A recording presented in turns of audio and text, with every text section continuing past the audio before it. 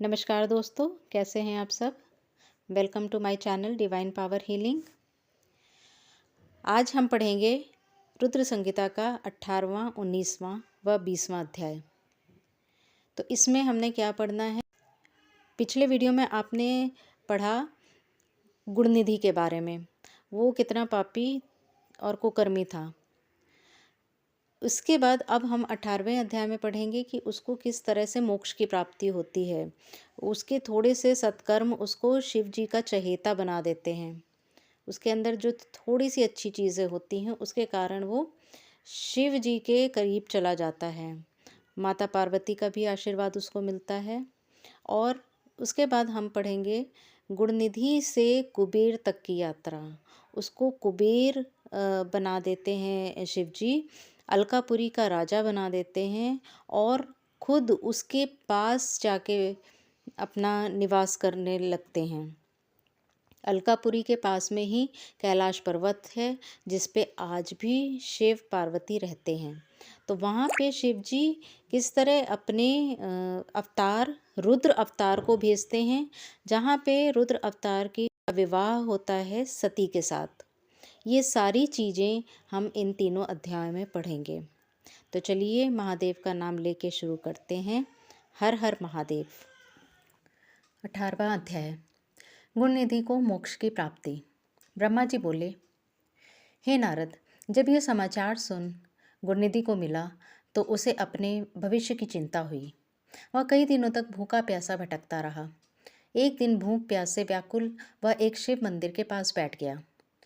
एक शिव भक्त अपने परिवार सहित शिव पूजन के लिए विविध सामग्री लेकर वहां आया था। उसने परिवार सहित भगवान शिव का विधि विधान से पूजन किया और नाना प्रकार के पकवान शिवलिंग पर चढ़ाए। पूजन के बाद वे लोग वहां से चले गए तो गुणनिधि ने भूख से मजबूर होकर उस भोग को चोरी करने का विचार किया और मंदिर में चला गया। उस समय अंधेरा हो चुका था, इसलिए उसने अपने वस्त्र को जलाकर उजाला किया। वह मानो उसने भगवान शिव के सम्मुख दीप जलाकर दीपदान किया था। जैसे ही वह सब भोग उठाकर भागने लगा, उसके पैरों की धमक से लोगों को पता चल गया कि उसने मंदिर में चोरी की है। सभी उसे पकड़ने के लिए दौड़े और उसका पीछा करने लगे। नगर के लोगों ने उसे खूब मारा। उनकी मार को उसका भूखा शरीर सहन नहीं कर सका और उसके प्राण पखेरु उड़ गए। उसके कुकर्मों के कारण यमदूत उसको बांधकर ले जा रहे थे। तभी भगवान शिव के पार्षद वहां आ गए और गुणनिधि को यमदूतों के बंधन से मुक्त करा दिया। यमदूतों ने शिवगणों को नमस्कार किया और बताया कि यह बड़ा पापी और धर्म कर्म से हीन है। यह अपने पिता का भी शत्रु है। इसने शिवजी के भोग की भी चोरी की है। इसने बहुत पाप किए हैं, इसलिए यह यमलोक का अधिकारी है। इसे हमारे साथ जाने दें ताकि विभिन्न नरकों को यह भोग सके। तब शिवगणों ने उत्तर दिया कि निश्चय ही गुणनिधि ने बहुत से पाप कर्म किए हैं, परंतु इसने कुछ पुण्य कर्म भी किए हैं, जो संख्या में कम होने पर भी पाप कर्मों को नष्ट करने वाले हैं। इसने रात्रि में अपने वस्त्र को फाड़कर शिवलिंग के समक्ष दीपक में बत्ती डालकर उसे जलाया और दीपदान किया। इसने अपने पिता के श्रीमुख से एवं मंदिर के बाहर बैठकर शिवगुणों को सुना है और ऐसे ही और भी अनेक धर्म कर्म इसने किए हैं। इतने दिनों तक भूखा रहकर इसने व्रत किया और शिव दर्शन तथा शिव पूजन भी अनेकों बार किया है। इसलिए यह हमारे साथ शिवलोक को जाएगा, वहाँ कुछ दिनों तक निवास करेगा। जब इसके संपूर्ण पापों का नाश हो जाएगा तो भगवान शिव की कृपा से यह कलिंग देश का राजा बनेगा। अतः यमदूतों, तुम अपने लोक को लौट जाओ। यह सुनकर यमदूत यमलोक को चले गए। उन्होंने यमराज को इस विषय में सूचना दे दी और यमराज ने इसको प्रसन्नतापूर्वक स्वीकार कर लिया। तत्पश्चात गुणनिधि नामक ब्राह्मण को लेकर शिवगण शिवलोक को चल दिए। कैलाश पर भगवान शिव और देवी उमा विराजमान थे। उसे उनके सामने लाया गया। गुणनिधि ने भगवान शिव उमा की चरण वंदना की और उनकी स्तुति की। उसने महादेव से अपने किए कर्मों के बारे में क्षमा याचना की। भगवान ने उसे क्षमा प्रदान कर दी। वहाँ शिवलोक में कुछ दिन निवास करने के बाद गुणनिधि कलिंग देश के राजा अरिंदम के पुत्र दम के रूप में विख्यात हुआ। हे नारद, शिवजी की थोड़ी सी सेवा भी उसके लिए अत्यंत फलदायक हुई। इस गुणनिधि के चरित्र को जो कोई पढ़ता अथवा सुनता है, उसकी सभी मनोकामनाएं पूर्ण होती हैं तथा वह मनुष्य सुख शांति प्राप्त करता है। 19वां अध्याय। नारद जी ने यह प्रश्न किया। 19वां अध्याय। गुणनिधि को कुबेर पद की प्राप्ति। नारद जी ने यह प्रश्न किया, हे ब्रह्मा जी, अब आप मुझे यह बताइए कि गुणनिधि जैसे महापापी मनुष्य को भगवान शिव द्वारा कुबेर पद क्यों और कैसे प्रदान किया गया। हे प्रभु, कृपा कर इस कथा को भी बताइए। ब्रह्मा जी बोले, नारद, शिवलोक में सारे दिव्य भोगों का उपभोग तथा उमा महेश्वर का सेवन कर वह अगले जन्म में कलिंग का राजा अरिंद्रम का पुत्र हुआ। उसका नाम दम था। बालक दम की भगवान शंकर में असीम भक्ति थी। वह सदैव शिव जी की सेवा में लगा रहता था। वह अन्य बालकों के साथ मिलकर शिव भजन करता। युवा होने पर उसके पिता अरिंदम की मृत्यु के पश्चात दम को राज सिंहासन पर बैठाया गया। राजा दम सब ओर शिव धर्म का प्रचार और प्रसार करने लगे। वे सभी शिवालयों में दीप दान करते थे। उनकी शिव जी में अनन्य भक्ति थी। उन्होंने अपने राज्य में रहने वाली सभी ग्रामाध्यक्षकों को यह आज्ञा दी थी कि शिव मंदिर में दीपदान करना सबके लिए अनिवार्य है। अपने गांव के आसपास जितने शिवालय हैं, वहां सदा दीप जलाना चाहिए। राजा दम ने आजीवन शिव धर्म का पालन किया। इस तरह वे बड़े धर्मात्मा कहलाए। उन्होंने शिवालयों में बहुत से दीप जलवाए। इसके फलस्वरूप वे दीपों की प्रभा के आश्रय हो मृत्युपरांत अलकापुरी के स्वामी बने। ब्रह्मा जी बोले, हे नारद, भगवान शिव का पूजन व उपासना महान फल देने वाली है। दीक्षित के पुत्र गुणनिधि ने, जो पूर्ण अधर्मी था, भगवान शिव की कृपा पाकर दिक्पाल का पद पा लिया था। अब मैं तुम्हें उसकी भगवान शिव के साथ मित्रता के विषय में बताता हूँ। नारद, बहुत पहले की बात है। मेरे मानस पुत्र पुलस्त्य से विश्रवा का जन्म हुआ और विश्रवा के पुत्र कुबेर हुए। उन्होंने पूर्व काल में बहुत कठोर तप किया।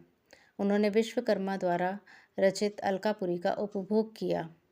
मेघवाहन कल्प के आरंभ होने पर वे कुबेर के रूप में घोर तप करने लगे। वे भगवान शिव द्वारा प्रकाशित काशीपुरी में गए और अपने मन के रत्नमय दीपों से 11 रुद्रों को उद्बोधित कर वे तन्मयता से शिव जी के ध्यान में मग्न होकर निश्चल भाव से उनकी उपासना करने लगे। वहाँ उन्होंने शिवलिंग की प्रतिष्ठा की। उत्तम पुष्पों द्वारा शिवलिंग का पूजन किया। कुबेर पूरे मन से तप में लगे थे। उनके पूरे शरीर में केवल हड्डियों का ढांचा और चमड़ी ही बची थी। इस प्रकार उन्होंने 10,000 वर्षों तक तपस्या की। तत्पश्चात भगवान शिव अपनी दिव्य शक्ति उमा के भव्य रूप के साथ कुबेर के पास गए। अलकापति कुबेर मन को एकाग्र कर शिवलिंग के सामने तपस्या में लीन थे। भगवान शिव ने कहा, अलकापते, मैं तुम्हारी भक्ति और तपस्या से प्रसन्न हूँ। तुम मुझसे अपनी इच्छा अनुसार वर मांग सकते हो। यह सुनकर जैसे ही कुबेर ने आंखें खोली तो उन्हें अपने सामने भगवान नीलकंठ खड़े दिखाई दिए। उनका तेज सूर्य के समान था। उनके मस्तक पर चंद्रमा अपनी चांदनी बिखेर रहा था। उनके तेज से कुबेर की आंखें चौंधिया गईं। तत्काल उन्होंने अपनी आंखें बंद कर लीं। वे भगवान शिव से बोले, भगवान, मेरे नेत्रों को वह शक्ति दीजिए जिससे मैं आपके चरणार बिंदों का दर्शन कर सकूं। कुबेर की बात सुनकर भगवान शिव ने अपनी हथेली से कुबेर को स्पर्श कर देखने की शक्ति प्रदान की। दिव्य दृष्टि प्राप्त होने पर वे आंखें फाड़ फाड़ कर देवी उमा की ओर देखने लगे। वे सोचने लगे कि भगवान शिव के साथ यह सर्वांग सुंदरी कौन है। इसने कौन सा ऐसा तप किया जो इसे भगवान शिव की कृपा से उनका सामीप्य रूप और सौभाग्य प्राप्त हुआ है। वे देवी उमा को निरंतर देखते जा रहे थे। देवी को घूरने के कारण उनकी बाईं आंख फूट गई। शिव जी ने उमा से कहा, उमे, यह तुम्हारा पुत्र है। यह तुम्हें क्रूर दृष्टि से नहीं देख रहा था। यह तुम्हारे तप बल को जानने की कोशिश कर रहा है। फिर भगवान शिव ने कुबेर से कहा, मैं तुम्हारी तपस्या से बहुत प्रसन्न हूँ। मैं तुम्हें वर देता हूँ कि तुम समस्त निधियों और गुह्य शक्तियों के स्वामी हो जाओ। सुव्रतों, यक्षों और किन्नरों के अधिपति होकर धन के दाता बनो। मेरी तुमसे सदा मित्रता रहेगी और मैं तुम्हारे पास सदा निवास करूँगा। अर्थात तुम्हारे स्थान अलकापुरी के पास ही मैं निवास करूँगा। कुबेर, अब तुम अपनी माता उमा के चरणों में प्रणाम करो, ये ही तुम्हारी माता हैं। ब्रह्मा जी कहते हैं, नारद, इस प्रकार भगवान शिव ने देवी से कहा, हे देवी, यह आपके पुत्र के समान है, इस पर अपनी कृपा करो। यह सुनकर उमा देवी बोली, वत्स, तुम्हारी भगवान शिव में सदैव निर्मल भक्ति बनी रहे। बाईं आंख फूट जाने पर तुम एक ही पिंगल नेत्र से युक्त रहो। महादेव जी ने जो वर तुम्हें प्रदान किए हैं वे सुलभ हैं। मेरे रूप से ईर्ष्या के कारण तुम कुबेर नाम से प्रसिद्ध होगे। कुबेर को वर देकर भगवान शिव और देवी उमा अपने धाम को चले गए। इस प्रकार भगवान शिव और कुबेर में मित्रता हुई और वे अलकापुरी के निकट कैलाश पर्वत पर निवास करने लगे। नारद जी ने कहा, ब्रह्मा जी, आप धन्य हैं। आपने मुझ पर कृपा कर मुझे इस अमृत कथा के बारे में बताया है। निश्चय ही शिव भक्ति दुखों को दूर कर समस्त सुख प्रदान करने वाली है। 20वां अध्याय। भगवान शिव का कैलाश पर्वत पर गमन। ब्रह्मा जी बोले, हे नारद मुनि, कुबेर के कैलाश पर्वत पर तप करने से वहाँ पर भगवान शिव का शुभ आगमन हुआ। कुबेर को वर देने वाले विश्वेश्वर शिव जब निधिपति होने का वर देकर अंतर्धान हो गए, तब उनके मन में विचार आया कि मैं अपने रुद्र रूप को, जिसका जन्म ब्रह्मा जी के ललाट से हुआ है और जो संहारक है, कैलाश पर्वत पर निवास करूँगा। शिव की इच्छा से कैलाश जाने के इच्छुक रुद्रदेव ने बड़े जोर जोर से अपना डमरू बजाना शुरू कर दिया। वह ध्वनि उत्साह बढ़ाने वाली थी। डमरू की ध्वनि तीनों लोकों में गूंज रही थी। उस ध्वनि में सुनने वालों को अपने पास आने का आग्रह था। उस डमरू ध्वनि को सुनकर ब्रह्मा, विष्णु आदि सभी देवता, ऋषि मुनि, वेद शास्त्रों को जानने वाले सिद्ध लोग बड़े उत्साहित होकर कैलाश पर्वत पर पहुँचे। भगवान शिव के सारे पार्षद और गणपाल जहाँ भी थे वह कैलाश पर्वत पर पहुँचे। साथ ही असंख्य गणों सहित अपनी लाखों करोड़ों भयावनी भूत प्रेतों की सेना के साथ स्वयं शिव जी भी वहाँ पहुँचे। सभी गणपाल सहस्रों भुजाओं से युक्त थे। उनके मस्तक पर जटाएं थीं। सभी चंद्रचूर्ण, नीलकंठ और त्रिलोचन थे। हार, कुंडल, केयूर तथा मुकुट से वे अलंकृत थे। भगवान शिव ने विश्वकर्मा को कैलाश पर्वत पर निवास बनाने की आज्ञा दी। अपने व अपने भक्तों के रहने के लिए योग्य आवास तैयार करने का आदेश दिया। विश्वकर्मा ने आज्ञा पाते ही अनेकों प्रकार के सुंदर निवास स्थान वहां बना दिए। उत्तम मुहूर्त में उन्होंने वहां प्रवेश किया। इस मधुर बेला पर सभी देवताओं, ऋषि मुनियों और सिद्धों सहित ब्रह्मा और विष्णु ने शिव जी व उमा का अभिषेक किया। विभिन्न प्रकार से उनकी पूजा अर्चना और स्तुति की। प्रभु की आरती उतारी।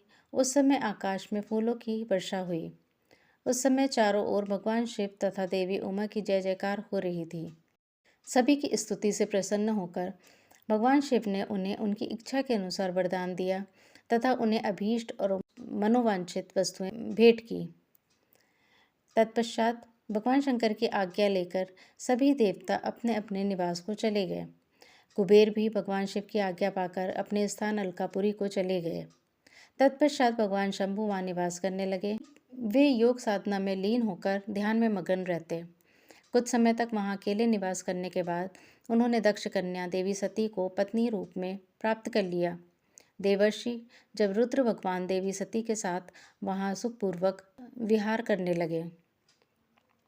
हे नारद, इस प्रकार मैंने तुम्हें भगवान शिव के रुद्र अवतार का वर्णन और उनके कैलाश पर आगमन की उत्तम कथा सुनाई है। तुम्हें शिव जी व कुबेर की मित्रता और भगवान शिव की विभिन्न लीलाओं के विषय में बताया है। उनकी भक्ति तीनों लोकों का सुख प्रदान करने वाली तथा मनोवांछित फलों को देने वाली है। इस लोक में ही नहीं परलोक में भी सद्गति प्राप्त होती है। इस कथा को जो भी मनुष्य एकाग्र होकर सुनता या पढ़ता है वह इस लोक में सुख और भोगों को पाकर मोक्ष को प्राप्त करता है। नारद जी ने ब्रह्मा जी का धन्यवाद किया और उनकी स्तुति की। वे बोले कि प्रभु, आपने मुझे इस अमृत कथा को सुनाया है। आप महाज्ञानी हैं। आप सभी की इच्छाओं को पूर्ण करते हैं। मैं आपका आभारी हूँ। शिव चरित्र जैसा श्रेष्ठ ज्ञान आपने मुझे दिया है। हे प्रभु, मैं आपको बारंबार नमन करता हूँ। यहीं पे श्री रुद्र संहिता खंड 1 का अध्याय खत्म होता है। अगले वीडियो में हम श्री रुद्र संहिता का द्वितीय खंड शुरू करेंगे। तब तक के लिए नमस्कार।